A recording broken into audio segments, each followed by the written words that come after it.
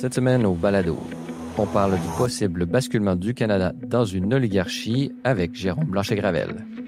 Et on analyse le livre Values de Mark Carney avec le philosophe et podcasteur François Fournier. Tout cela et bien plus dans votre Libre Podcast.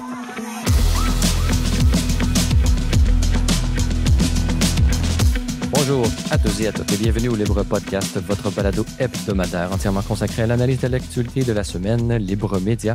Je suis votre animateur Francis Denis, en compagnie pour cette première partie avec le rédacteur en chef de Libre Média, Jérôme Blanchet-Gravel. Jérôme, bonjour. Bonjour Francis. Notez que l'ensemble des sujets discutés au cours de ce balado sont également traités en format écrit sur le site web de Libre Média au libre-media.com.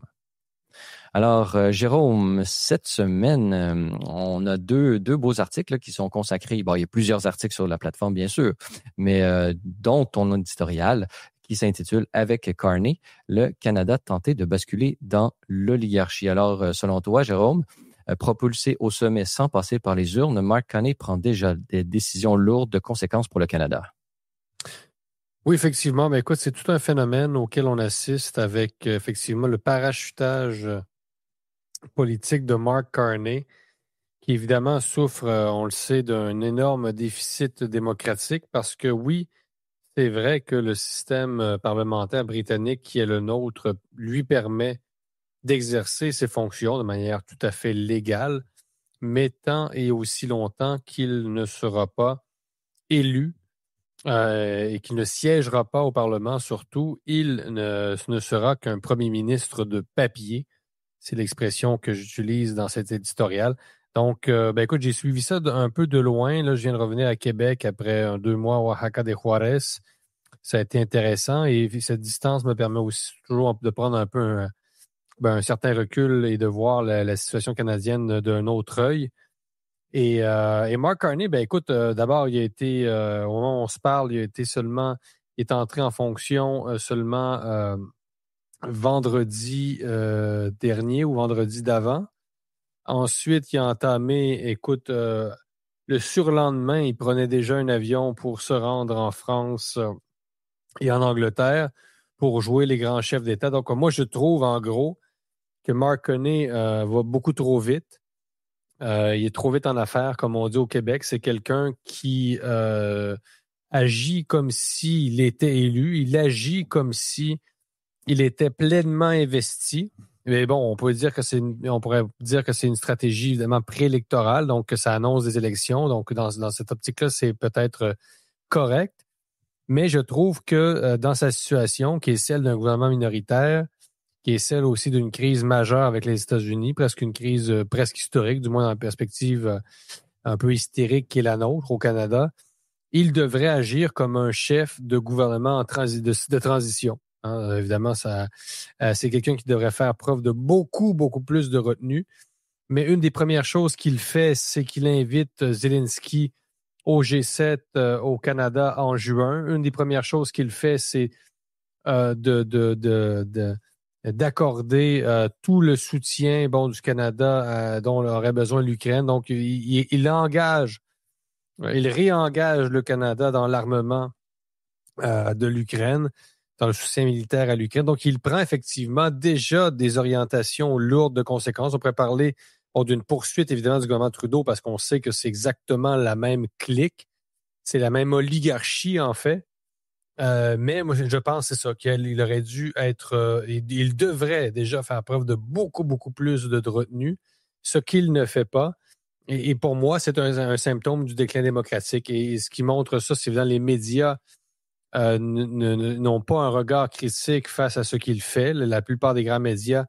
Là, au Canada anglais, quand même, on est allé jouer dans Brookfield. Bon, on va en parler tout à l'heure parce qu'on a eu un bon article aussi à ce sujet-là à Libre Média. Donc, sur évidemment le fameux géant financier dans lequel qu'il a pratiquement dirigé dans 2022 à 2025.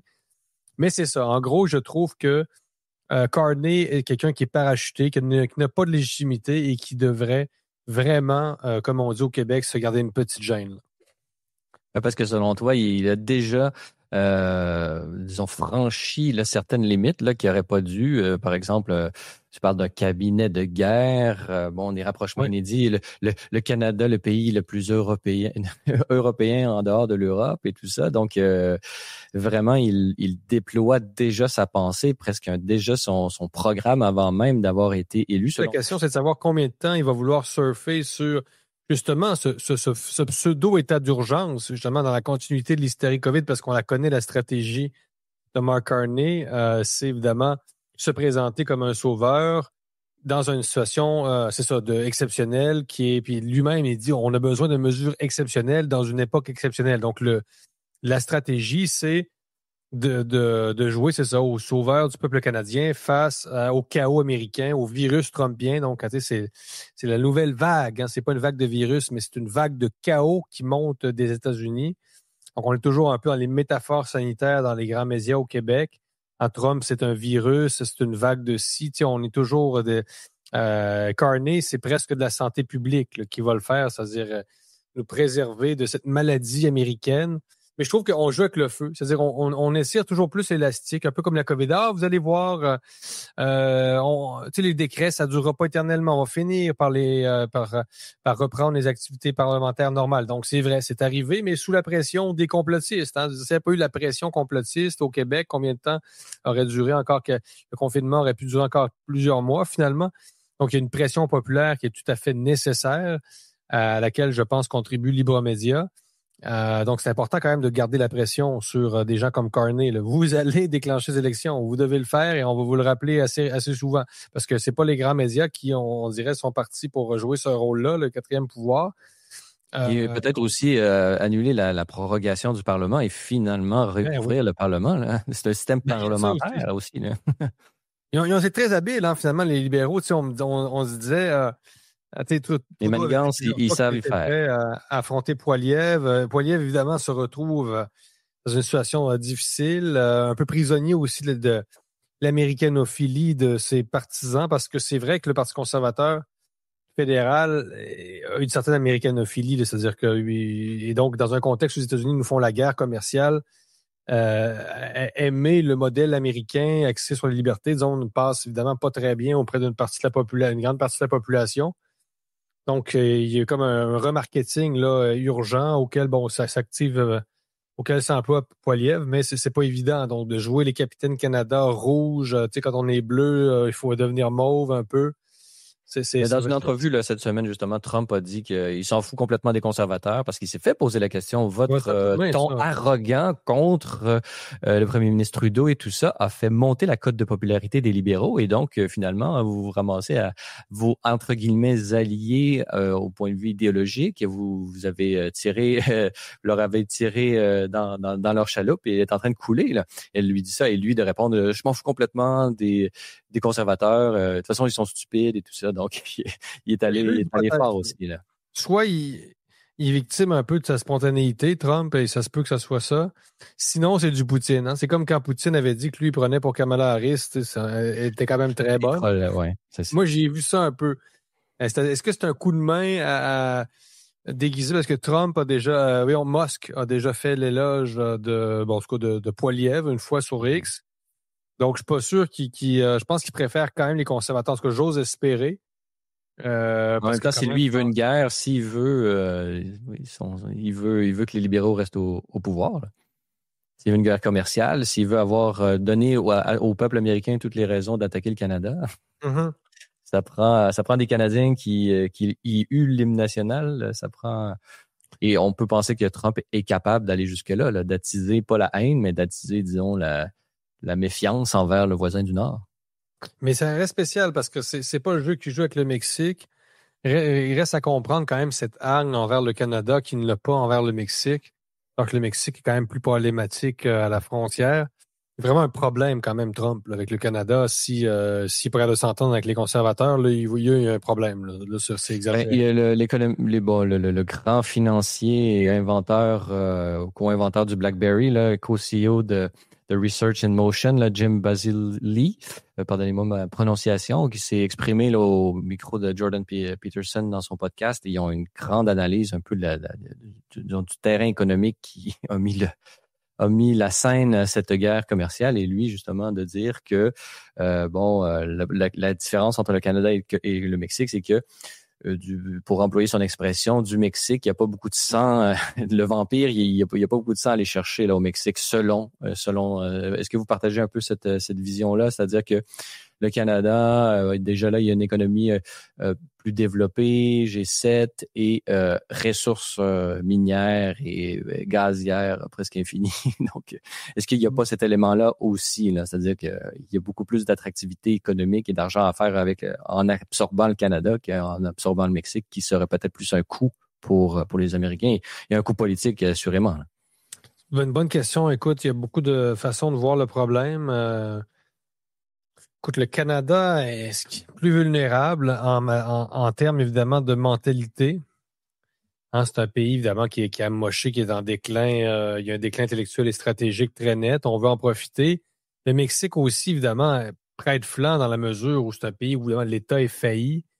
C'est pas un pays qui est privé de ressources naturelles. Le Mexique, c'est un pays quand même avec de très grands potentiels, un énorme marché aussi intérieur là, pour tous les produits. Il y a déjà évidemment une imbrication des échanges, qui est contestée maintenant par Trump.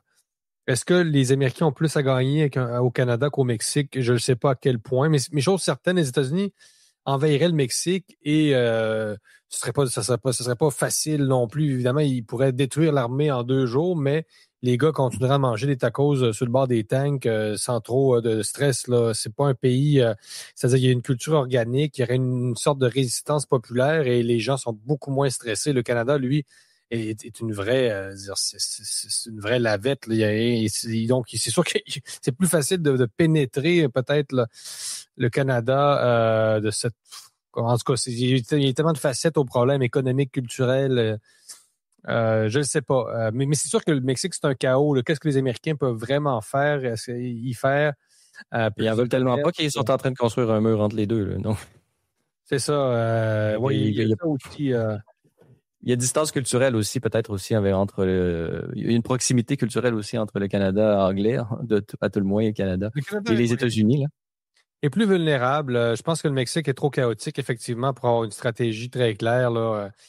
Comme je dis, les Américains pourraient faire des incursions comme ça a été projeté plein de fois. Combien de fois on a évoqué des scénarios où l'armée américaine rentrerait casser la gueule au cartel sur le bord de la frontière. Ils peuvent le faire, mais qu'est-ce que ça va vraiment donner? Ils doivent le faire aussi. Hein? Ils doivent le faire, c'est juste qu'ils n'en parlent pas. Puis c'est pas les Mexicains qui vont en parler. On fait que les rentrent sur le territoire, mais c'est compliqué. Hein? Tout ça, la vente de drogue, on le sait. Qui en bénéficie exactement en bout de ligne, on ne sait jamais. Mais c'est quand même fascinant d'observer que le respect quand même dont fait preuve Donald Trump à l'égard de la présidente mexicaine est quand même tout un décalage par rapport à la posture de Trump face au Canada. Va quand même falloir élucider ça. Il va falloir aussi que... Il ne pourra pas faire ça éternellement non plus, hein, Francis. C'est-à-dire, il a déjà reporté 3 fois, je pense, en tout cas au moins 2 fois les tarifs. Au Mexique, c'est toujours reporté d'un mois. Au Canada, je pense que c'est un peu pareil. Mais toujours en laissant des traces ciblées, c'est-à-dire qu'il y a des industries où est-ce que les tarifs sont imposés là, en ce moment même. Donc, il y a quand même des traces qui montrent qu'il prend la question au sérieux. Jérôme, on peut te lire ton édito avec Carney, le Canada tendait de basculer dans l'oligarchie, à lire sur Libremédia ou libretradiomedia.com. Un deuxième article qui concerne encore notre nouveau premier ministre non élu, un article de Xavier Bélanger-Costa intitulé « Brookfield en Amérique latine, un passif embarrassant pour Mark Carney ». Alors, de 2022 à 2025, le principal intéressé a occupé un poste clé chez Brookfield. Alors, Jérôme, qu'est-ce que c'est que Brookfield et comment cette implication est-elle controversée? Oui, écoute, on en a plus parlé au Canada anglais, justement, de cette fameuse entreprise qu'a dirigée pratiquement Mark Carney de 2022 à 2025. Ça montre aussi un peu la pauvreté de la presse au Québec. Là, on a commencé à s'y intéresser un peu plus. Il y a quelques articles, mais il n'y a pas eu grand-chose. Alors que très tôt, quand même, au National Post, il y a le maire de Lima, quand même, au Toronto Sun, pardon, le maire de Lima, qui n'est pas n'importe qui, c'est une information presque exclusive, va probablement se présenter à l'élection présidentielle, donc est en mode un peu il prépare sa campagne, notamment Rafael Lopez Aliaga, et qui quand même, met en garde les Canadiens contre les méthodes de Brookfield sous Mark Carney quand même. C'est le maire de Lima qui parle. Bon, je sais que pour les Canadiens, Lima, c'est une ville un peu lointaine, mais c'est quand même la capitale d'un pays important d'Amérique latine. Et écoute, Brookfield, en gros, c'est un méga investisseur qui, dans toutes sortes de projets énergétiques en particulier, dans l'hydroélectricité, dans les barrages, dans les routes, dans les infrastructures, en gros, là, que ce soit les infrastructures énergétiques ou les infrastructures de transport. Donc, c'est vraiment un géant financier qui se veut aussi dans l'écologie, là. Donc, ça correspond au côté vert de Mark Carney, entre guillemets. Mais on s'aperçoit en fouillant que d'abord, au Pérou, la grande controverse actuellement là, qui implique Brookfield en Amérique latine, c'est au Pérou. Donc, les fameuses routes de péage. Donc, Brookfield aurait en gros acheté une concession à l'entreprise brésilienne Odebrecht, qui, elle, était engluée dans un scandale de corruption. Donc, Brookfield rachète une entreprise récemment bâtie sur la corruption, qui a fait parler beaucoup, beaucoup dans les journaux. C'est assez louche. Et pour finalement continuer à imposer des péages sur une route que Brookfield développe et des péages qui sont hors de prix pour les citoyens, ils finissent même par se révolter en 2017. Et là, il y a carrément des manifestations contre les péages des routes qui appartiennent à Brookfield, à Lima. Et là, il y a de la répression, il y a du monde qui se font casser la gueule, matraquer. Donc là, c'est quand même Brookfield au Pérou, là. Donc, c'est pas exactement le progressisme qui est censé là, entourer les projets de M. Carney. Donc, c'est quand même pour dire que la vertu, quand même. Donc, Brookfield brasse des grosses affaires. Et là, on a fouillé à Libromédia. C'est Xavier Bélanger-Costa qui s'est mis là-dessus. Donc, on a sorti finalement les principales controverses là, impliquant Brookfield en Amérique latine. Donc, il y en a au Brésil, il y en a au Pérou, je viens de le dire, en Colombie également. Donc, Brookfield qui rachète finalement des centrales hydroélectriques. Finalement, on accuse Brookfield finalement de voler une partie de la souveraineté énergétique des pays. Donc, il y a toutes sortes de scandales. Puis, des scandales, en fait, qui sont très communs, il faut dire, d'une certaine façon, en Amérique latine.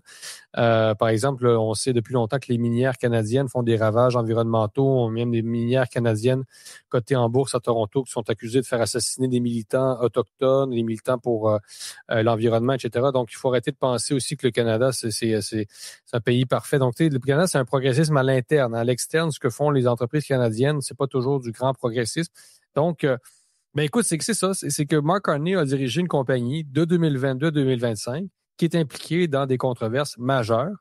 Et les gens ne le savent pas, tout simplement, en particulier au Québec. Donc, ce serait quand même bien que les gens sachent que Mark Carney n'est pas aussi angélique et vertueux qu'il le voudrait. Ça ne veut pas dire qu'il est responsable, évidemment, de tout ce qui s'est passé sous Brookfield. C'est vraiment pas ça mon point. Mais quand même, c'est-à-dire que quand Mark Carney dit, il publie son livre sur Values, c'est un environnementaliste, etc. Mais quand même, quand on dit qu'il y a une ONG, Global Witness, qui accuse Brookfield d'avoir permis une déforestation massive quand même au Brésil, d'avoir libéré des 600 000 tonnes de CO2, d'avoir menacé, expulsé des communautés autochtones de leurs terres, etc. On n'est pas exactement dans le gros progressisme. C'est quand même ça, là, ce qui s'est passé pour vrai. Donc, et ces informations-là, évidemment, sont disponibles sur le net. Il y a plusieurs hyperliens dans l'article sur lesquels les gens peuvent cliquer. Là.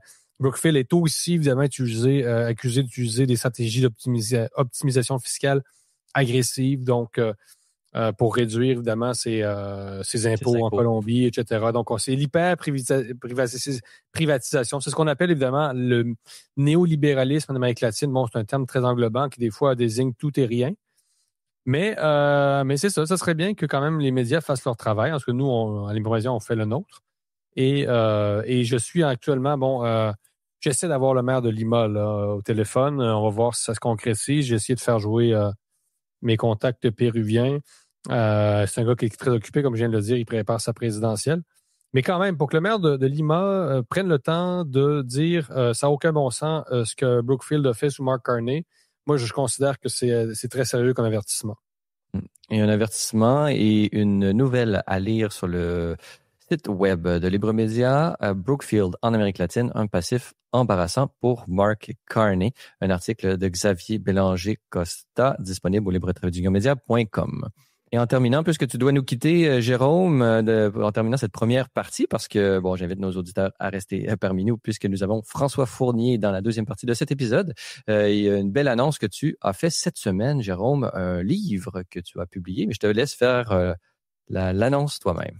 Ben oui, c'est enfin disponible en librairie. C'est un livre que j'ai co-rédigé avec mon ami et collaborateur de longue date, Claude Simard, qui est un professeur retraité de l'Université Laval, la faculté d'enseignement plus précisément. Donc avec Claude, écoute, ça fait quand même un moment qu'on travaille ensemble sur diverses thématiques intellectuelles. On a co-dirigé ensemble le fameux collectif Crise sanitaire et régime sanitariste, également paru aux éditions du CERF. Et là, on poursuit notre réflexion sur le Québec post-COVID, en gros, avec un livre intitulé 12 propositions pour un Québec vivant.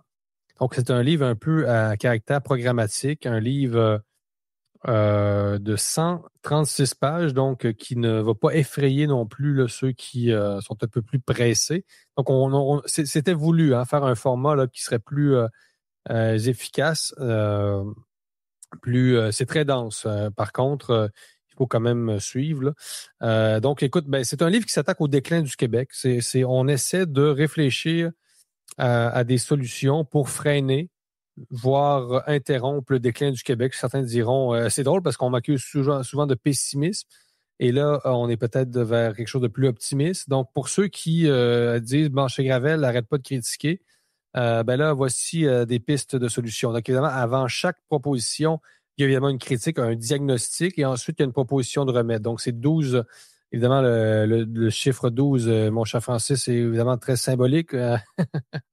Les 12 tribus d'Israël. Exactement. Les 12 apôtres. Donc, 12 solutions. D'ailleurs, bref, je laisse nos auditeurs découvrir ce livre qui coûte pour la somme modique de 20 $ seulement. Très bon éditeur québécois qui contribue beaucoup à la préservation de la liberté académique et d'expression en général. Donc, on s'attaque à plusieurs choses. Il y a une section, par exemple, sur les médias. Donc, ça va intéresser nos gens. Donc, qu'est-ce qu'on fait? Un état du journalisme au Québec. Les gens se doutent que c'est pas exactement positif. Aussi sur, évidemment, l'obsession de la sécurité, sur l'espèce d'hypochondrie collective. Puis après ça, on poursuit sur la langue, par exemple. Évidemment, ça, c'est un incontournable au Québec. Et le statut du Québec aussi dans la fédération. Donc, ça, c'est des thèmes plus classiques. Donc, un livre qui, je pense, va quand même choquer certains lecteurs, les premières parties en particulier. Mais on espère que ça va être bien reçu dans le sens où on est sincère. On est vraiment sincère dans notre démarche. Et on y tient. On tient on tient au Québec d'abord, malgré tout. Et c'est ce qu'on explique aussi dans l'épilogue. Et on s'est forcé. On s'est vraiment forcé. On veut contribuer à la réflexion et on espère aussi que des politiciens vont lire le livre et qu'ils vont le prendre au sérieux. Éventuellement avoir une recension de François Legault lui-même, nous l'espérons, sur sa page Facebook. Un livre qui est disponible dans toutes les librairies. Vous pouvez également le commander en visitant le site web des éditions Libère, aux éditions au pluriel, libère, liber.com. Et je prends l'occasion également pour mentionner et lancer l'invitation aux auditeurs qu'il y aura un lancement officiel fait dans les deux villes, Montréal et Québec, mais pour l'instant, nous n'avons que la date pour le lancement à Montréal. Ce sera le vendredi 28 mars à 18h à la librairie Le Port de Tête. Et donc, ce sera une belle soirée de rencontres et de dédicaces. Vous pourrez rencontrer nos deux auteurs, Jérôme Blanchet-Gravel ainsi que Claude Simard, qui se feront une joie de signer votre nouvel exemplaire. Alors, Jérôme, merci d'avoir été des nôtres pour cette première partie. On sait que tu es très occupé, beaucoup d'articles, beaucoup de pain sur la planche. Alors, bon retour au Québec en passant et on se retrouve dans 2 semaines pour une autre collaboration et on invite évidemment à tous nos auditeurs à te lire cette semaine et à chaque semaine sur Libre Média puisque tu es le rédacteur en chef au libre-media.com. Alors, bon week-end à toi et on se retrouve dans 2 semaines. Merci à tous nos auditeurs. Et dans cette deuxième partie d'émission, j'ai la joie d'être rejoint par Franck, le dédomiseur. François Fournier, bonjour. Salut Francis.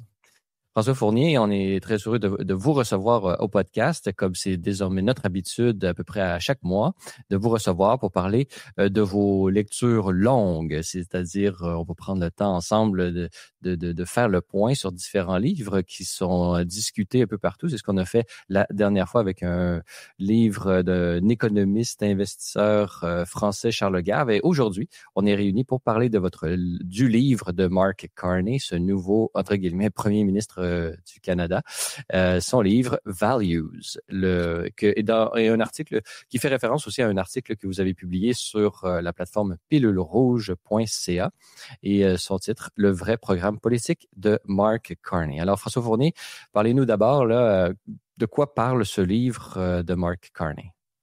Oui, ben d'abord, Francis, je dirais que une simple constatation comme ça, ce qui me fascine et la raison pour laquelle je voulais parler de ce livre-là sur votre tribune, mais également sur les tribunes qui sont les miennes, c'était que je suis sidéré qu'on vient de couronner, parce que c'est à peu près ce qui est arrivé. Donc, on comprend que dans la Constitution canadienne, c'est permis.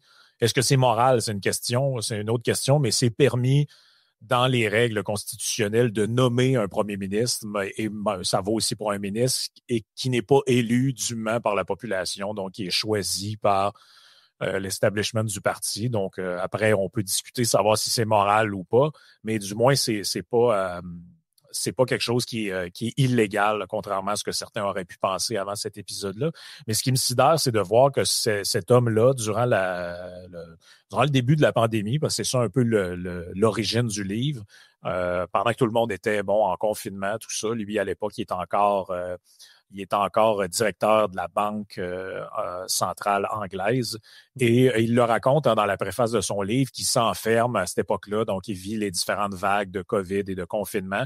Et il écrit ce livre-là à l'aube de cette situation-là. Et je me dis, ça fait quand même pas 15 ans ni 25 ans. Tu sais, les gens parlent beaucoup des livres qu'aurait écrit Donald Trump, The Art of the Deal, etc., comment c'est important d'y revenir pour comprendre le personnage. Et je me dis, Mark Carney écrit quand même une brique de 450 pages, qui est quand même un gros livre, écrit pas très gros, je veux dire, qui a 16 ou 17 chapitres, avec beaucoup de contenu, beaucoup d'éléments. Et semble-t-il que personne ne parle de ça dans les médias, en tout cas du moins dans les médias québécois. J'ai pas vu d'articles de journaux nous parlant de ça, ni dans le Journal de Montréal, ni dans Le Devoir, ni à Radio-Canada. Donc, on nous dit Mark Carney, une espèce d'outsider, on ne sait pas trop ce qu'il dit, il voudrait recentrer le Parti libéral. Il y a j'ai même entendu des gens qui nous disent il me rappelle un peu les libéraux sous l'époque de Paul Martin et Jean Chrétien. Et moi, je me dis, mais quand même, les amis, il a écrit un livre, il fait 450 pages, toute sa pensée est déclinée dans ce bouquin-là, et ça semble trop difficile dans l'état actuel du portrait journalistique et médiatique québécois d'y revenir, ne serait-ce que pour en faire un simple résumé. Donc, c'est ce que j'ai essayé de faire dans l'article que les gens peuvent lire, dont on a donné le titre là, sur pilulerouge.ca, Values, le vrai programme politique de Mark Carney. Donc, c'est une synthèse courte que j'ai faite pour permettre aux gens qui lisent pas beaucoup, qui n'ont pas le temps à consacrer à lire cette brique-là, de savoir un peu ce qu'il y a à l'intérieur. Pour le dire simplement, je dirais que ce livre-là s'inscrit dans la mouvance des gens qui ont cru que la période pandémique était une espèce de révélateur d'une fenêtre d'opportunité pour changer durablement le système dans lequel on vit. Donc, pour lui, c'était plus qu'un projet COVID au sens personnel du terme. C'est aussi un projet COVID au sens où l'atmosphère covidien imprègne l'ensemble de ces déclarations. Absolument. C'est en fait, le spectre de la COVID est omniprésent dans le livre. Donc, il y a des gens qui vont dire vous parlez encore de ça. Ouais, mais c'est lui qui parle de ça, c'est pas moi, là. Donc, moi, ça me ferait bien mon affaire qu'on parle plus jamais de ça, puis que ce soit un épisode très lointain de notre passé. Malheureusement, ça ne l'est pas. Et il y a accessoirement quelqu'un qui est devenu premier ministre et dont l'œuvre principale est inspirée de cette thématique-là. Parce que c'est important de le comprendre. Là. Lui, il le dit à plusieurs reprises dans le livre, la période COVID, pour lui, ça a été une source d'inspiration. Là. Donc, il voyait ça. En fait, il le dit, il dit, je voyais la générosité. Les gens, enfin, ont délaissé leur individualisme, pensaient aux autres, faisaient des sacrifices pour la communauté. Et il dit, ça m'a inspiré. Je trouvais ça inspirant et ça m'a amené, et ça aide à comprendre le titre du livre, Values. Donc, pourquoi value au singulier et values au pluriel? C'est que la thèse, grosso modo, du livre, c'est que la valeur, donc si on le traduit en français, la valeur et les valeurs, la différence entre les deux, c'est qu'il dit, on vit malheureusement dans un système capitaliste où la valeur des choses est considérée en termes monétaires, en termes pécuniers. On assume que, ce livre-là vaut 28 $, cette console que j'utilise pour vous parler vaut 900 $, etc. Mais il dit, au final, la COVID, ce que ça nous a appris, c'est que, par exemple, une vie humaine n'avait pas de prix puisqu'on était prêt à tout sacrifier pour sauver une vie, quitte à sacrifier quitte à sacrifier d'autres vies, la santé mentale du reste de la population. Ça dépend, c'est qui la valeur d'une vie humaine dépend de la valeur de l'autre vie humaine juste à côté. On n'a pas eu de dédain devant la possibilité de sacrifier la vie des enfants à celle de leurs grands-parents, ça c'est sûr. Mais peut-être que, juste une petite parenthèse, lui, il était directeur de la Banque centrale, donc lui-même a dû en imprimer beaucoup des billets, des livres sterling pendant cette crise-là. Donc, peut-être que ça l'a influencé et c'est justement la relativité de l'argent, il l'a découvert à ce moment-là, au moment même où est-ce que finalement il se rendait compte qu'il pouvait faire que la valeur des choses était toute relative aux décisions qu'on prenait.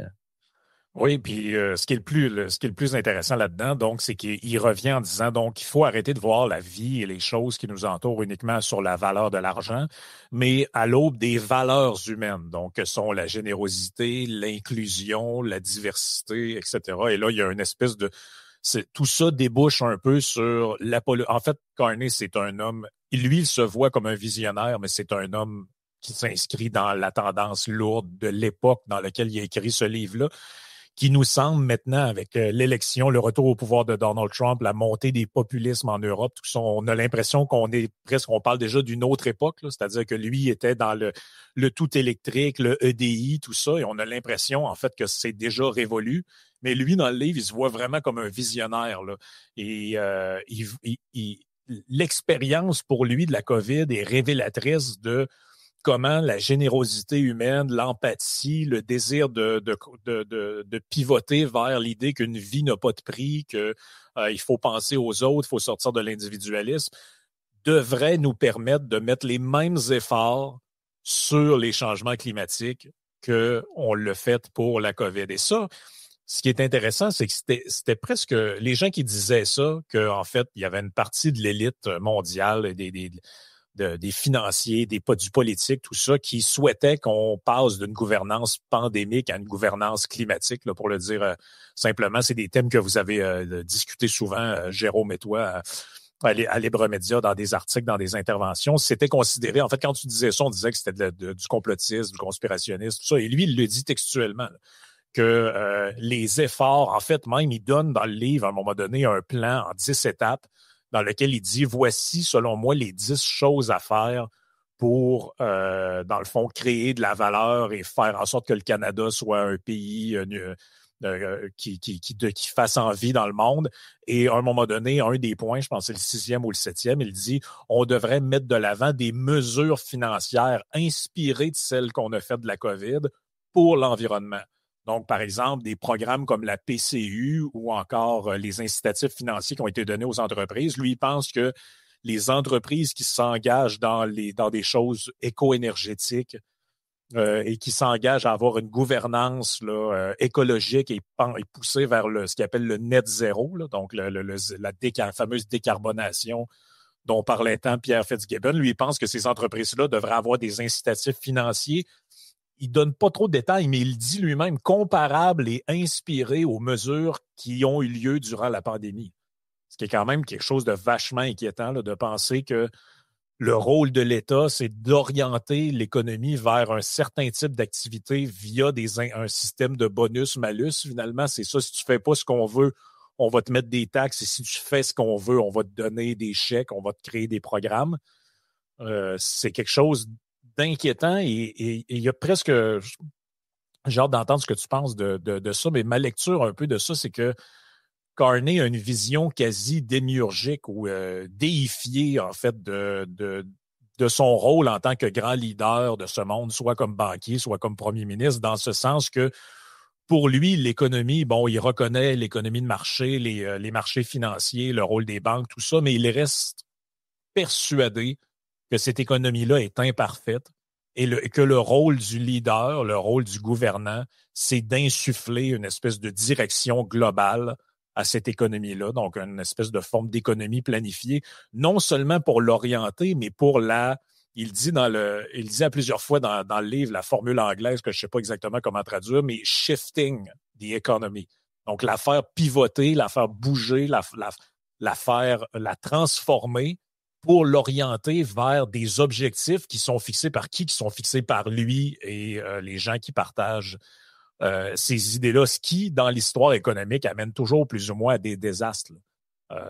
L'idée de dire que, bon, l'économie qui est là devant nous, elle ne se suffit pas à elle-même et c'est pas l'ensemble des transactions que les gens font entre eux. Non, c'est guidé, orienté par des politiques dirigistes et étatiques. Là.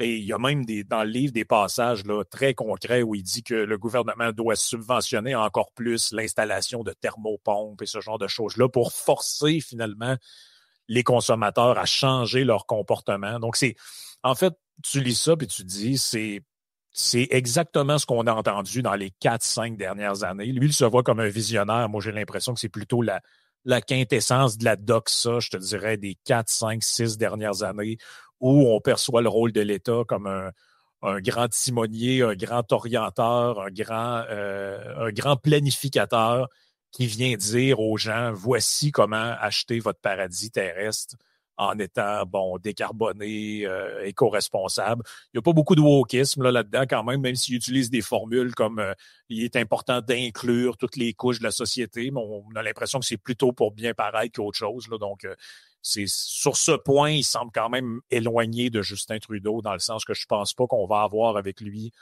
des trucs orientés sur l'entrepreneuriat des Noirs ou ce genre de choses-là, comme on a pu le voir dans les libéraux 1.0. Là. Mais somme toute, ça reste la même vision qui est derrière, la même vision dirigiste, la même vision où l'État est comme capable de tout parce que lui il voit son rôle comme premier ministre un peu comme le même qu'il a eu comme banquier central, un rôle où tu décides des grandes orientations. Tu sais, le banquier décide que l'inflation doit être entre 2 et 4 % et là, il met de l'avant des grandes stratégies de taux d'intérêt sur 2, 3, 4, 5 trimestres. Ben, dans sa tête, il voit son rôle de premier ministre un peu de la même manière. En tout cas, c'est ce qui transparaît à la lecture de ce livre-là. Oui, en effet, c'est-à-dire que oui, on voit c'est une espèce de pouvoir démiurgique là qu'il projette au moins dans l'État, que cette capacité de réguler ce qu'il considère comme étant le chaos du marché, ce chaos qui pourrait éventuellement, qui selon l'économiste, bon par exemple Adam Smith, on le sait, il décrivait un peu ce mécanisme de régulation du marché comme étant cette main invisible qui finalement vient à équilibrer un peu tout ça. Les économistes plus récemment, disons ça comme ça, ont essayé de montrer comment c'est un peu penser comme jeter un jeu de cartes dans les airs et penser qu'il va retomber tout en ordre. C'est sûr que ça peut faire en sorte qu'il y ait un certain degré de croyance dans cette croyance de croire que le marché allait par lui-même s'autoréguler, mais aujourd'hui, on a une vision beaucoup plus sophistiquée là du marché, c'est-à-dire que le marché, c'est pas une main invisible. Ou qu'est-ce que c'est que finalement cette main invisible? Est-ce qu'il y a une forme d'autorégulation des marchés? Et finalement, aujourd'hui, grâce peut-être à l'analogie qu'on peut faire avec les ordinateurs, les réseaux d'interconnexion, on voit comment cette régulation des prix selon la demande et l'offre fait, et là on peut entrer d'autres mécanismes comme l'innovation et tout ça, on voit comment c'est extrêmement complexe. C'est tellement complexe que la prétention aujourd'hui de vouloir contrôler ça paraît, ou contrôler peut-être par l'intelligence artificielle, ça sera possible un jour. Ça va être une autre dimension qui va peut-être se développer plus tard, mais diriger cette économie-là à partir de décisions politiques qui sont liées à un système souvent médiatique de représentation politique qui fait en sorte qu'on élit celui qui est le plus populaire ou celui que les commentateurs disent qu'il faut élire et tout ça, ben là, confier à ce mécanisme purement arbitraire les décisions extrêmement importantes pour le développement économique, je pense que c'est quelque chose qu'on devrait mettre de côté et croire encore et projeter ça comme étant de la croyance religieuse encore plus que celle de la vision non sophistiquée de la régulation du marché de la main invisible d'Adam Smith.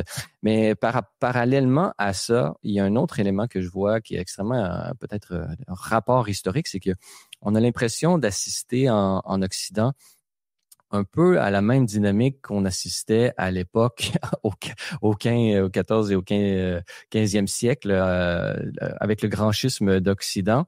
Pour ceux qui sont pas trop ferrés en histoire, en histoire médiévale et en histoire de l'Église, là, en gros, c'est le grand schisme d'Occident était une crise pontificale qui a divisé le christianisme occidental en deux grands clans, pourrions-nous dire. Il y avait ceux qui étaient les partisans du pape à Rome et ceux qui étaient les partisans du pape à Avignon. Et ces deux clans se sont excommuniés l'un réciproquement pendant à peu près 40 ans, là, de 1378 à 1417. Donc, j'ai l'impression un peu qu'aujourd'hui, en Occident, on assiste à un grand schisme 2.0, c'est-à-dire qu'il y a comme deux clans qui s'auto-excommunient de part et d'autre. Il y a d'un côté, bon, avec la figure de Donald Trump, qui était un peu la figure de proue de ce clan-là d'Occident, qui, lui, est, bon, oui, il y a un nationalisme, patriotisme, un anti-globalisme, il y a une dimension aussi de méritocratie et d'insertion dans l'histoire longue du pays. Donc, les États-Unis, c'est pas Donald Trump, il n'a pas honte. Et il l'inscrit, on le voit par exemple quand il met un buste, et tout le changement de mobilier qu'il a fait, il a mis la Constitution américaine dans son bureau avec, bon, on voit que d'un côté, il y a on pourrait dire nationalistes, mais on peut aussi dire ceux qui croient en la bonté et la destinée manifeste de l'Occident, et d'un autre côté, et qui veulent un dirigisme, disons, au niveau économique entre les pays. Mais qui veulent une liberté totale de commercer à l'intérieur du pays. Donc, c'est un peu ce qu'on voit avec Trump qui veut mettre des tarifs avec le commerce extérieur, mais qui veut déréguler absolument tout à l'intérieur du pays. Donc, tandis que ça, c'est d'un côté le clan, disons, on pourrait les appeler les partisans de la liberté. Et d'un autre côté, on a justement cette gang, disons, de mondialistes, c'est-à-dire de ceux qui croient on pourrait parler de Fukuyama, de la fin de l'histoire, et donc de cette organisation graduelle bureaucratique de vie en société, de l'élimination des frontières, de la dérégulation externe et d'une régulation interne. Est-ce que vous voyez, et puis tout ça est lié avec des conflits personnels aussi, on le voit, les conflits entre Trump et Trudeau, là ça va être Carney et Trudeau, et donc voilà, est-ce que vous voyez un peu cette logique un peu clanique qui prend de plus en plus oui, il y a une logique clanique là-dedans, et il y a une logique, je te dirais, qui est donc à la fois on a des gens qui semblent extrêmement opposés. Donc d'un côté, on a justement Donald Trump qui est un nationaliste, mais d'abord et avant tout un populiste, donc c'est-à-dire quelqu'un qui dit les élites technocratiques, il les désigne comme étant la swamp, donc le marais, dirait-on en français, cette classe politique corrompue, technocratique, qui croit mieux savoir que des entrepreneurs qui ont géré des hôtels et des casinos, tout ça, qui, eux, connaissent la vraie économie, les vrais échanges, contrairement à ces politiciens de carrière qui n'y comprennent rien. Et de l'autre côté, on a Mark Carney, je pense que c'est l'illustration à merveille de ça et l'incarnation de ça, d'une espèce d'élite technocratique qui est apatride. Donc, Carney qui est en même temps canadien, irlandais, britannique, français, peut-être si ça se trouve aussi. Donc, il est ami avec tous les élites sur Terre, il connaît les systèmes, il a été dans toutes les banques. Et lui, et ces deux groupes-là, en même temps qu'ils sont à la fois opposés dans les objectifs, leurs moyens et surtout leur croyance que l'État peut reconfigurer les activités économiques selon des a priori idéologiques est extrêmement puissant. Donc, d'un côté, on a ce que j'ai expliqué, Carney qui pense être capable de chevaucher la bête finalement. Donc, lui, l'économie mondiale, il connaît ça. Il va être capable de la faire pivoter vers le net zéro, orienter toutes les entreprises vers des buts communs. Alors que je veux dire, c'est des milliards de transactions, des millions d'entreprises qui ont des intérêts divergents. Certains sont dans l'énergie. Pourquoi le secteur de l'énergie devrait être pénalisé alors qu'il est créateur de richesses? Bon, il y a toutes sortes de questions là-dedans et c'est une utopie tout ça. Il dit lui-même et qu'il reconnaît que c'est, pour employer un mot à la mode qu'il utilise, c'est disruptif ce qu'il fait, mais que si on est bien gouverné par les bonnes élites, finalement, qui connaissent tout ça, ce sera comme un atterrissage en douceur. Hein. En anglais, on dit un soft landing. Donc, l'atterrissage en douceur vers le net zéro. Donc, tout ça est une utopie, évidemment, parce que le jour où vous allez faire fermer des usines, des centrales au charbon, tout ça, on voit le chaos économique que ça crée. On a vu en Allemagne que l'idéologie anti-énergie a créé des pénuries. Les Français en col roulé en plein hiver parce qu'il y avait des écolos qui voulaient faire fermer des centrales nucléaires. Et donc, à un moment donné, ça crée des vrais problèmes dans la réalité. Mais Trump n'est pas si loin que ça de son côté. C'est-à-dire que lui, il pense que lui et sa petite équipe sont 3-4 économistes autour d'une table. Ils pensent qu'en mettant des tarifs douaniers, ils vont reconfigurer l'ordre international et que des chaînes logistiques, des chaînes d'approvisionnement qui se sont implantées sur 20, 30, 40, des fois 100 ans, même dans certaines vieilles industries, vont du jour au lendemain se relocaliser.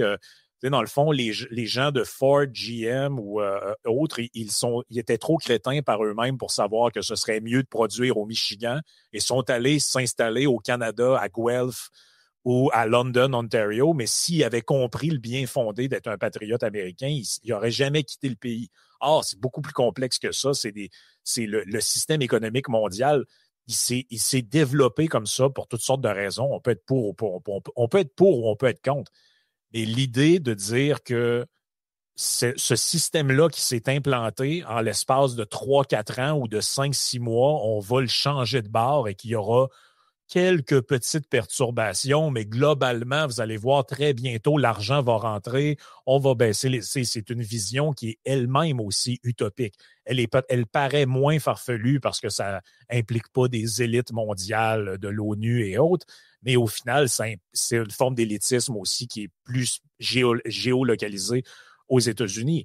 Mais tu sais, si on prenait un parallèle géopolitique, c'est un peu comme les gens qui disent c'est simple, Israël-Palestine, ça prend la solution à 2 États où ils ont toute une série de solutions pour régler ce conflit-là. Vous ne pouvez pas régler avec des solutions simplistes un conflit qui perdure depuis l'existence même d'Israël. Moi, c'est ça que je dis souvent aux gens qui parlent de ce sujet-là, c'est l'existence même de l'humanité aussi. L'existence même. Ça fait longtemps que ça dure. C'est ça fait longtemps que ça dure. Et puis, vous ne pourrez pas détricoter toute cette histoire-là, tout ce conflit-là, simplement par une décision diplomatique impliquant 2 personnes qui signent au bout d'une feuille. Ce sera la même chose avec les Ukrainiens et les Russes. Bon, l'histoire de ces 2 pays-là est extrêmement complexe. L'origine même de la Russie remonte à Kiev, historiquement, dans cette région-là. Donc, ce sont 2 peuples cousins, mais qui sont en chicane de famille, si on peut dire, depuis très longtemps. Il y a un peu un genre il y a un peu d'utopisme aussi là-dedans, mais c'est encore le même sujet. On a l'air de s'éloigner, mais c'est le même sujet. C'est l'utopisme politique de croire que je suis le dirigeant, j'ai le pouvoir, c'est moi qui signe les décrets, je décrète qu'il y a la paix. Ouais, mais c'est les conditions sous-jacentes à ça. Est-ce qu'elles ont été réunies? Est-ce qu'on a réglé des conflits ou on fait juste mettre le rond sur la marmite avec l'eau qui bout? Mais dans le cas de Carney, c'est un peu la même chose. C'est que c'est un homme qui est illusionné par des croyances, je te dirais, qui sont d'un utopisme, en fait, qui est alarmant pour quelqu'un qui travaille dans ce genre de domaine-là. On se serait attendu d'un banquier que ce soit quelqu'un de beaucoup plus terre-à-terre que ça, alors qu'en réalité, il rêve d'un monde qui est utopique. Et en plus, ce qui est drôle là-dedans, c'est le fait que, comme je disais, il se voit comme un visionnaire, mais en même temps, toutes les choses qu'il met de l'avant comme étant des grands changements disruptifs là, qui vont changer le cours des choses, en fait, on est déjà passé cette fenêtre d'opportunité-là. Je vais vous donner des exemples.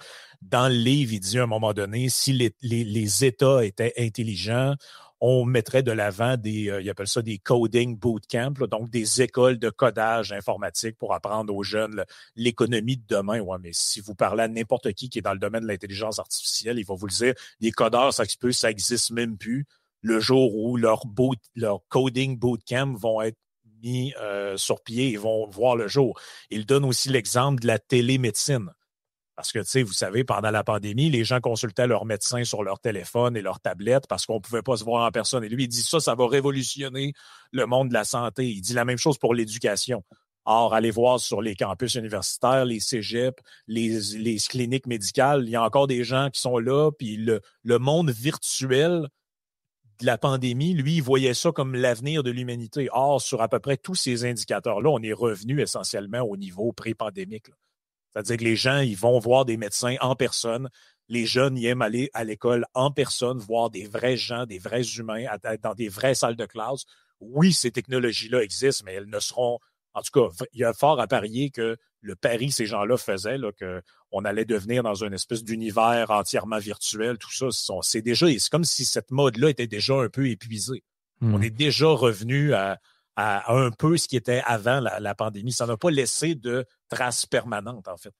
En fait, il y a deux choses dans ce que vous dites, François Fournier. D'abord, d'un côté, oui, il y a le même utopisme d'un côté et de l'autre, mais ils font appel à on pourrait dire ils essaient de susciter dans le peuple deux réactions un peu différentes. D'un côté, Trump demande par ses tarifs, il demande un effort au système économique, il demande un effort à ses industries, il demande un effort à tous ces gens-là de se rapatrier. Oui, ça peut être extrêmement complexe, ça s'est développé sur 100 ans, mais en même temps, le fait de les choquer un peu, peut-être que c'est des vieilles industries aussi que vous avez mentionnées sur 100 ans, peut-être que lui, il croit plutôt à la Startup Nation, il croit peut-être plutôt à recommencer de nouveau, il croit peut-être son prototype de l'investisseur, c'est peut-être son fils adoptif Elon Musk qui a construit des usines extrêmement rapidement. Il se dit aujourd'hui, c'est possible d'être aussi rapide. Et si notre industrie est forte, et j'y crois, mettre des tarifs pour rapatrier un peu tout ça, ça peut faire mal à court terme, mais de ceux qui ont à survivre survivront d'un côté. Donc, un appel à la responsabilité dans cet utopisme trumpien d'un côté. Et de l'autre côté, chez les mondialistes, c'est plutôt l'inverse. C'est une déresponsabilisation collective. C'est-à-dire que l'individu, la responsabilité, les entrepreneurs ont un rôle parallèle appelé à être relégué au calendrier grec, au limbe de l'histoire, pour être remplacé par le type bureaucrate qui se fait imprimer un chèque de salaire avec son revenu minimum garanti. On a plutôt l'impression, et moins il en fera, moins il développera, moins il essaiera, moins il innovera, moins il y aura de gaz à effet de serre et donc mieux la Terre ça produira. Donc on dirait que on a le même utopisme, mais il fait appel à deux conceptions du peuple et avec deux attitudes qui leur demandent d'un côté la responsabilisation et la responsabilité individuelle et de l'autre l'irresponsabilité et la soumission au dictat des gouvernements centraux. Donc d'une part et d'autre part, peut-être ne voyez-vous pas aussi une différence au sens où tous les deux changent de paradigme. On passe du politique à court terme vers des politiques à long terme. On était habitué pendant les 40 dernières années à des politiciens qui, pour se faire élire, donnaient des bonbons au peuple parce que l'élection était dans 4 ans et donc le but étant de se faire élire, on allait donner des bonbons qui étaient consommables immédiatement, qui donnaient un plaisir tout de suite pour pouvoir identifier la cause et la réélection de ceux qui ont donné les bonbons. Et là, on passe à des politiciens qui disent le court terme, ça a fait, mais ça nous a aussi mené dans des cul-de-sac. Et donc, nous devrions peut-être voir plutôt à long terme. Et un Trump, justement, qui pense pas à sa réélection, fait ce move-là, peut-être pour laisser son nom dans les livres d'histoire, mais aussi se déplace la temporalité de ces politique se déplace du court terme, mais même au très long terme. Donc, comment vous voyez un peu ces deux éléments? Moi, je pense que c'est peut-être ce qu'ils pensent et c'est peut-être ce que plusieurs politiciens pensent ou souhaiteraient être eux-mêmes, là, d'avoir une espèce de vision à long terme qui leur permettrait d'envisager le futur. Leur problème, paradoxalement, c'est qu'ils sont incapables de voir c'est très transparent dans ce livre-là de Mark Carney, c'est que c'est un homme qui se prétend être un visionnaire, mais à peu près tout ce dont il fait la promotion est en train de s'effondrer. Donc, les fonds éthiques, toutes les compagnies sont essentiellement en train de sortir de tout ce qu'ils nous disaient il y a 4-5 ans. C'est là qu'il faut s'en aller, l'avenir est là.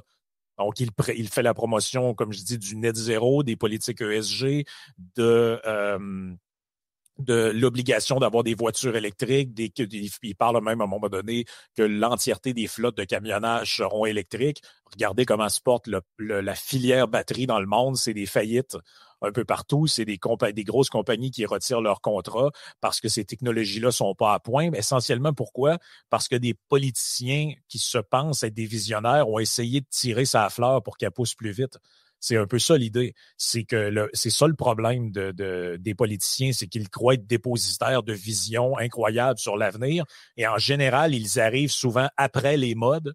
Ils arrivent, OK, tout le monde parle. Regardez ce qui se passe avec la crypto-monnaie. Si vous suivez un peu cet univers-là, il y a les geeks de crypto-monnaie, les gens qui connaissent ça, nous parlent de ça depuis 2005, 2006, milieu des années 2000 qu'on entend parler des crypto-monnaies, l'arrivée de Bitcoin, tout ça. Et ça fait 2-3 ans que le politique a commencé à s'y intéresser en disant, il faudrait peut-être regarder. Donc, ils sont toujours 5, 6, 7, 8, 10 ans, 15 ans plus tard, les mouvements de fond qui émergent de la population, qui émergent des industries innovantes, tout ça. Donc, j'y crois pas vraiment, moi, au rôle du politicien qui voit sur 30, 40, 50 ans l'avenir énergétique ou regardez ce qui s'est passé au Québec avec Hydro-Québec. On a supposément des politiciens qui doivent avoir une vision à long terme de la sécurité énergétique du pays. En 2020, on parlait encore des surplus d'Hydro-Québec et à un moment donné, en 2022, on a commencé à nous dire qu'il fallait sauter une douche une fois de temps en temps, partir le lave-vaisselle à minuit. Donc, il y a quelque chose qui est un peu... puis je pense pas que Trump, malgré que beaucoup de gens ont des appréhensions positives sur ce qu'il est en train de faire, je pense que ça risque d'être plus un échec qu'autre chose. Je pense qu'il sous-estime fortement les interconnexions économiques. Je pense qu'il s'imagine qu'en bougeant un pion, l'échiquier va rester pareil et qu'il va avoir ce qu'il veut. Or, on le voit là, actuellement, même il y a une forme de quelque chose. Ce qu'il veut, c'est justement que ça bouge, c'est-à-dire en stimulant l'économie créative, disons, on met la propre économie comme un entraînement physique, c'est-à-dire que oui, ça fait mal, il faut suer, il faut s'entraîner, il faut se lever tous les matins, mais le muscle, il va grossir et finalement, on va en sortir. Ouais, que je suis pas sûr qu'on est à l'époque où les gens sont prêts à faire toutes sortes de sacrifices au nom d'un leader qui, somme toute, est quand même contesté par la moitié de la population, si c'est pas plus. Là. Donc, ils vont se laisser mourir ou ils vont faire quoi? Non, mais dans le fond, c'est qu'il ne peut pas anticiper quels seront les mouvements de la population et les choix qui seront faits. En ce moment, quelque chose qui est assez peu parlé, mais c'est qu'il y a un déplacement des capitaux. Trump essaie de faire ramener des entreprises aux États-Unis, mais comme ça fait bouger la bourse à la négative, qu'est-ce que font des gens? Ils déplacent leurs investissements vers l'Europe. Si vous regardez les marchés européens, depuis l'élection de Trump, en fait, ils ont une forte croissance. Il y a des déplacements de capitaux vers l'Europe. Je suis pas sûr que Trump veut ça à long terme, savoir que les Américains prennent leur épargne puis investissent sur les marchés européens. Je pense pas que c'est vraiment ce qu'il veut. Je pense pas que c'est bon pour les États-Unis. Bon, après, ils vont dire c'est temporaire, c'est temporaire. C'est temporaire, mais il y a toujours avec ça l'espèce d'effet cliquet qu'on appelle. Là. Donc, tu reviens jamais finalement avant la crise. Et malheureusement, j'ai l'impression que et Carney et Trump et plusieurs dirigeants qu'on a actuellement dans le monde, ce ne sont pas des gens qui acceptent de faire de la politique pour servir la population et administrer les fonds communs pour délivrer des services, bon, peu importe la mission qu'on donne à l'État, mais on élit de plus en plus des gens qui se sont auto-investis de missions. Bon, dans le cas de Trump, on en a parlé. Dans le cas de Carney, c'est la religion du net zéro, tout ça. Ailleurs, ce sera autre chose. Mais on a, et au Québec, on le voit au niveau municipal, mais c'est particulièrement vrai aussi au niveau fédéral avec des gars comme Carney. Ce sont des gens qui pensent que la société est imparfaite, elle est problématique et eux ont les solutions pour la guérir et les purger. Comme je te dis, il y a une espèce de fantasme et de vision démiurgique dans ça, là. C'est le leader arrive au pouvoir et de par son savoir acquéri dans les hautes sphères de la finance technocratique, lui sait comment changer le cours de tout ce qui existe en ce moment pour l'orienter vers une espèce d'utopie dans laquelle il n'y aura pas de pollution, tous les gens seront heureux, on aura tous des belles valeurs. Mais c'est incroyable que des gens gobent ces trucs-là, là. Je veux dire, c'est d'un utopisme, en fait. C'est du Greta Thunberg érigé trempé dans la Banque internationale. D'ailleurs, c'est très drôle. Dans son livre, il dit, hein, dans les remerciements à la fin du livre, il remercie Greta Thunberg pour lui avoir donné la vision environnementale qu'il a aujourd'hui. C'est pas des blagues, hein.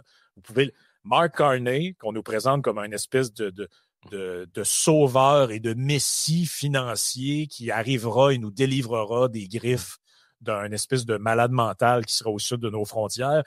Son livre, dans les remerciements, il nous dit que Greta Thunberg l'a allumé sur la crise climatique et qui, à la 4e de couverture, nous fait l'éloge de ce livre-là, Bono. Le Bono. T'sais, on se croirait en fait dans un épisode de South Park, là. C'est totalement, en fait, il y a quelque chose. On voit l'aspect clanique là-dedans aussi, c'est-à-dire on sait qu'ils demeurent tous à la même enseigne politiquement. Ben, c'est ça, c'est que c'est... En fait, c'est une quintessence. En fait, Carney est l'incarnation pour le monde bancaire et politique canadien de toute cette mouvance du fameux Build Back Better, là. Utilisons la pandémie pour bâtir un avenir meilleur. Et tout ça étant basé un peu sur des constats, comme je disais, temporaires, où on imaginait que cette pandémie-là allait être allait transformer la réalité de manière permanente. C'est comme si les humains n'étaient pas des humains, qui n'avaient pas toujours les mêmes besoins, les mêmes aspirations, les mêmes connaissances. Et là, ben, on lit ça quelques années après sa publication et on se demande, en fait, qu'est-ce qui reste de cette vision-là. Comme je dis, elle est en train de s'effondrer, en fait, là.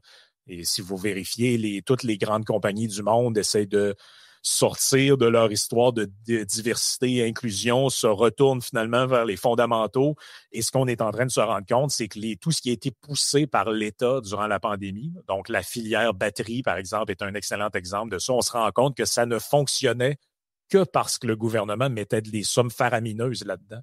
Donc, si ces stocks-là, pour parler en termes de bourse, ne sont pas pompés par le gouvernement, ne sont pas nourris par le gouvernement, ça s'effondre parce qu'il n'y a pas de demande organique de ça, parce qu'il y a pas, en fait, ça ne correspond pas à l'économie réelle des besoins des gens. Les gens ne sont pas là.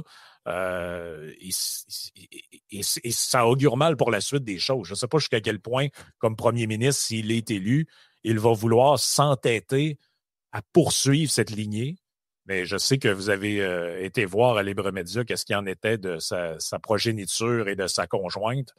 On est dans la haute sphère éco-granole de l'Occident, là. Donc, ce monsieur-là baigne dans ces croyances-là. Et la croyance du net zéro, là, c'est quelque chose qui est incrusté très profondément chez ces gens-là de l'élite internationale. Il y a quelque chose là-dedans qui est de l'ordre du dogme, en fait, là. Ces gens-là sont persuadés que c'est l'avenir, il faut aller vers ça. Or, ce que la situation actuelle nous montre, c'est que les pays actuellement qui ont un pouvoir de négociation face aux Américains, et regardez comment l'Ukraine, c'est quoi ses principaux avantages dans une négociation? Ce sont ses terres rares, ce sont ses métaux, c'est l'énergie. Le nerf de la guerre reste quand même, malgré tout ce qu'on dit, l'économie réelle, le fameux Main Street par rapport au Wall Street. Ce sont les gens qui fabriquent des objets, qui sortent les ressources de la terre. Et eux, ce qu'ils veulent, en fait, c'est une économie complètement artificielle où on va s'orienter vers des services et des activités non polluantes, où on n'aura pas besoin de se salir les mains. Mais ça, c'est une économie qui nous met à la merci des autres, là. Parce que quand vous êtes dans une négociation pour un traité de libre-échange avec Donald Trump, vous ne pouvez pas négocier avec des arcs-en-ciel et des drag queens, là. Ça vous prend des chiffres. Ça vous prend des chiffres, ça vous prend des ressources, ça vous prend de l'énergie, ça vous prend de l'économie réelle. Et c'est ce qu'on peut comprendre aussi de votre texte qui souligne non seulement les différences entre ces deux groupes et ces deux types de compréhension de l'économie, mais aussi les ressemblances qu'il peut y avoir malgré tout entre des politiciens tels que Donald Trump et Mark Carney et ces globalistes qui finalement partagent tous deux cette confiance un peu dans la politique et sa capacité à changer les choses quand peut-être que ce sont des choses qui sont au-delà de nos capacités politiques. François Fournier, je rappelle que vous êtes contributeur au podcast Yann et Frank et vous écrivez également sur le site pilulerouge.ca où vous avez un magnifique article intitulé Values, le vrai programme de politique de Mark Carney. Alors, François Fournier, c'est un plaisir d'avoir pu discuter avec vous aujourd'hui. Merci. Et on pourra se retrouver dans quelques semaines pour une autre participation au Libre Podcast. Alors, merci beaucoup. Au plaisir. Voilà, c'est tout pour le balado de cette semaine. N'hésitez pas à nous donner vos commentaires ou une note sur les différentes plateformes de balado-diffusion. Cela nous aide beaucoup à faire connaître et rayonner le podcast.